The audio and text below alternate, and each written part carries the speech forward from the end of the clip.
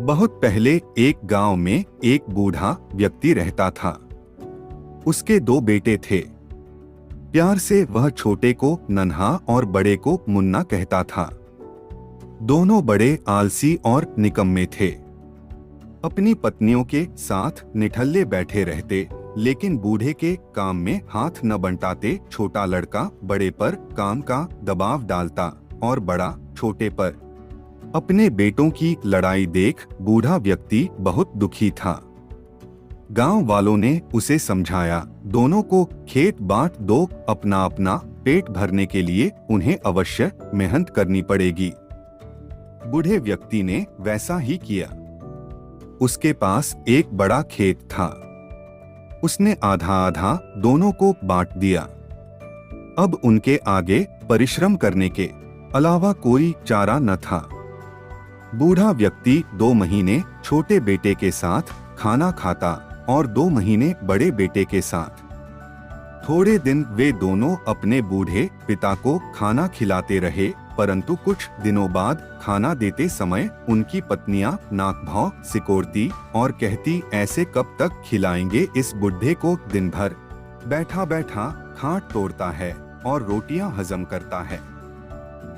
बहुओं के तानों को सुनने के अलावा बूढ़े व्यक्ति के पास और कोई चारा भी तो न था। वह चुप रहकर सब सहता रहता था। एक दिन किसी ने उसे खाना नहीं दिया। वह भूख से तड़प रहा था। वह बड़ी बहू से बोला, खाना दे दो बहू।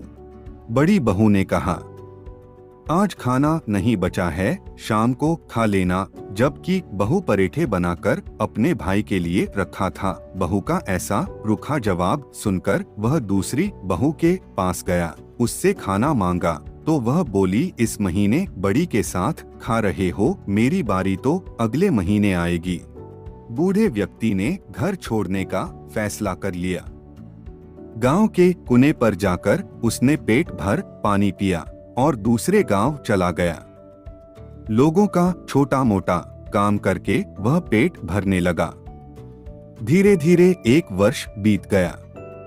उसे अपने बेटों का हाल जानने की उत्सुकता हुई तो वह पुनः अपने गांव आ गया। बूढ़े व्यक्ति को इतने दिनों बाद देखकर उसके बेटों और बहुओं को बहुत आश्चर्य हुआ। बड़ी बहू ने उसे देखा, उसकी नजर कमर में लटकी पोटली पर अटक गई। वह सोचने लगी, मजदूरी करके लौटा है बुढ़ा, इसकी पोटली रुपयों पैसों से भरी है। तुरंत आगे बढ़कर बोली, कहाँ चले गए थे? पिताजी आइए बैठिए, भोजन कर लीजिए। छोटी बहू ने जब यह सुना तो उसे बड़ी तसल्ली हुई। वह सोचने लगी, अच्छा हुआ मेरे घर आकर नहीं बैठे, वरना कौन करता इनकी की सेवा। छोटे बेटे की नजर पोटली पर कुछ देर से पड़ी। उसने यह बात अपनी पत्नी को बताई और बोला, देख, कल पिताजी को अपने घर बुला लाना। प्रेम से उनका दिल जीतने की कोशिश करना, वरना मुन्ना बहुत चालाक है, उसकी पत्नी भी बहुत चतुर है। पूरी पोटली हजम कर जाएंगे वे दोनों। दोनों बेटे बूढ़े पिता की सेवा करने लगे। दोनों बहुएं खाने पीने का ध्यान रखने लगीं। बूढ़ा व्यक्ति उस थैली को कभी अपनी कमर से अलग न करता। सोते समय भी अपने पास रखता। उसके बेटे और बहुओं की नजर उस पोटली पर अटकी रहती। एक दिन बूढ़े व्यक्ति की मृत्यु हो गई।